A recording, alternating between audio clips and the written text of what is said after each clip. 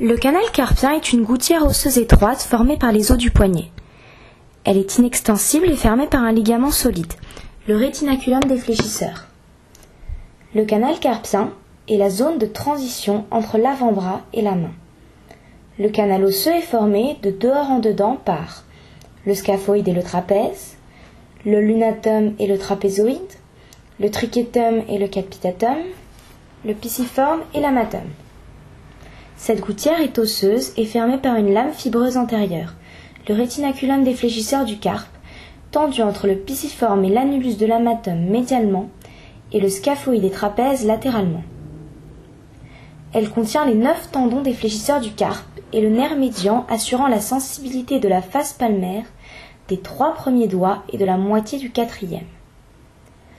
Au-dessus du rétinaculum, la section du tendon du muscle long palmaire permet d'accéder au tendon des muscles fléchisseurs superficiels du carpe. L'artère ulnaire, ainsi que le nerf ulnaire, se trouvent eux dans le canal de Guyon, situé entre le tendon du long palmaire et en dedans du canal carpien.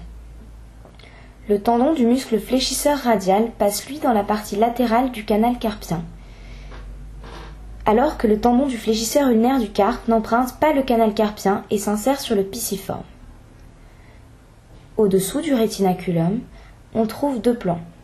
Superficiel, qui comprend dans sa partie médiale les 4 tendons du muscle fléchisseur superficiel commun des doigts qui s'insèrent sur les 2e phalanges, le nerf médian et le tendon du long fléchisseur du pouce dans sa partie latérale. Le plan profond comprend les 4 tendons du muscle fléchisseur profond des doigts s'insérant sur les 3e phalanges. Le nerf médian naît au niveau de la fosse axillaire par la réunion des 2 racines médiales issues du tronc secondaire antéro-interne du plexus brachial. Ces fibres proviennent de C6 et C7 pour la racine latérale et C8 et T1 pour la racine médiale. Il descend ensuite du creux axillaire dans le canal brachial interne. Il arrive dans la région du pli du coude et passe par la gouttière bicipitale interne accompagnée de l'artère humérale. Il quitte le pli du coude vers l'avant-bras en passant une gouttière délimitée par les 2 chefs du rond pronateur. Il s'engage dans le canal carpien en arrière du rétinaculum défléchisseur ou sustentaculum tali. À sa sortie, le nerf médian se divise en plusieurs collatérales. Les 4 premières branches sensitives sont les branches terminales pour les 3 premiers doigts et la moitié du 4e. La dernière branche est motrice. Le syndrome du canal carpien est un ensemble de signes fonctionnels et physiques liés à la souffrance du nerf médian et de sa compression au niveau du poignet. Son apparition est progressive. Le syndrome du canal carpien va commencer à se manifester par des fourmillements à prédominance nocturne. La pression artérielle baisse et la compression du nerf médian est plus importante, ce qui réveille et gêne le patient. On a des signes d'insensibilité des pulpes du pouce et des doigts, ainsi que des signes de paralysie et de fonte musculaire à la base du pouce. Dans les stades avancés, on peut avoir une atrophie des muscles ténariens.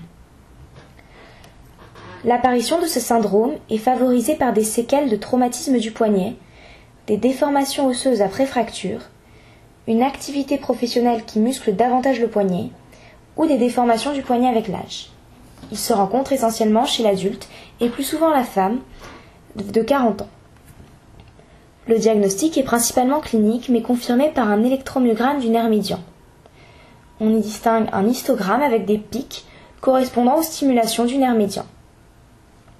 Non traité, ce syndrome peut causer de graves inconforts, des douleurs intenses et prolongées, voire la perte de l'usage d'une main, pouvant nécessiter une intervention chirurgicale. Il existe 2 possibilités de chirurgie, classique ou sous endoscopie. Dans les 2 cas, l'anesthésie est locorégionale avec garrot. Tout d'abord, la chirurgie classique est couramment pratiquée et n'excède pas plus de 10 minutes. Le chirurgien effectue une incisure de 2 cm sur la face palmaire de la main. Il exécute ensuite l'aponévrose palmaire pour pénétrer dans le canal carpien. Il sectionne ensuite l'intégralité du rétinaculum défléchisseur. Le patient pourra alors mobiliser sa main quelques heures après. Les symptômes disparaissent immédiatement. Avec la chirurgie en endoscopie, on incise au niveau du prolongement du canal carpien de l'avant. C'est une sorte de gouttière, comme le canal carpien mais plus fin. On passe juste en dessous de son canal, on utilise un appareil pour aller racler toute la synoviale des tendons. On décolle tout ce qui est collé au toit du canal carpien. Le choix entre les deux chirurgies dépend du choix du chirurgien et des appareils disponibles. On voit en haut de l'écran les fibres transversales du ligament annulaire antérieur du carpe. On sectionne les fibres du ligament annulaire antérieur du carpe en commençant par la partie distale. On s'y reprend à plusieurs fois parce que à la partie distale le ligament est plus épais.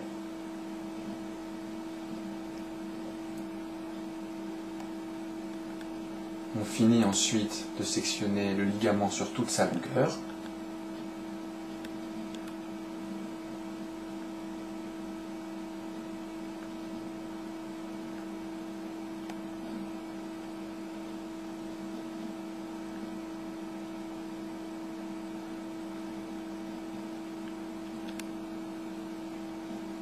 On s'assure que la section est complète en suivant d'abord une berge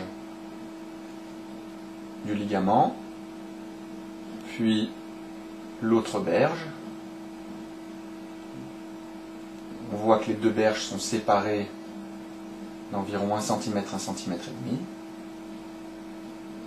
Et on finit par contrôler le nerf médian, que l'on voit à l'image.